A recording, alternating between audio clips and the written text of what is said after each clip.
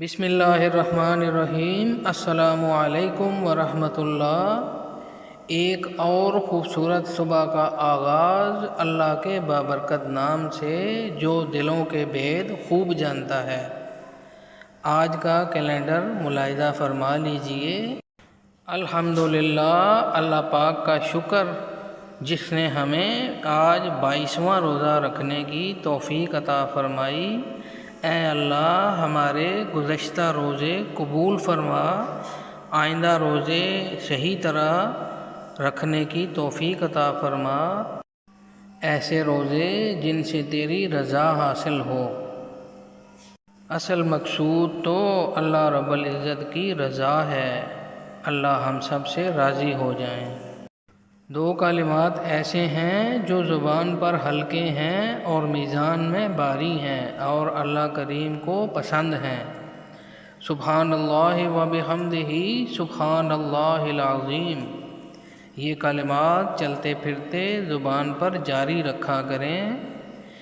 بے شک اللہ ہی میرا اور تمہارا رب ہے، سو اسی کی بندگی کرو، یہی سیدھا راستہ ہے۔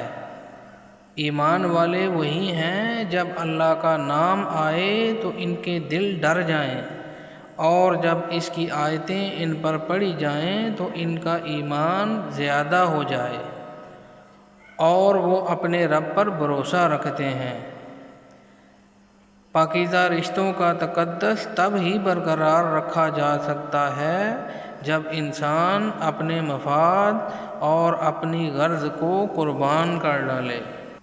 زندگی میں صبر، شکر اور محبت تینوں کا بڑا درجہ ہے۔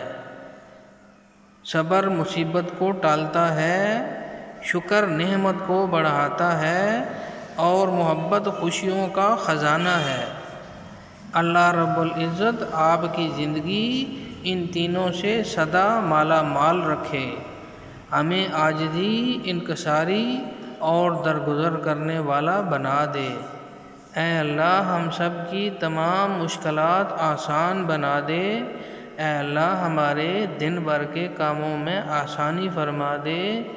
اے اللہ، ہمیں اپنی ذات پر پختہ یقین عطا فرما اور پیارے نبی کریم صلی اللہ علیہ وسلم کے مبارک طریقے پر چلنے کی توفیق عطا فرما۔ اے اللہ، ہماری دعا قبول فرما، آمین یا رب العالمین۔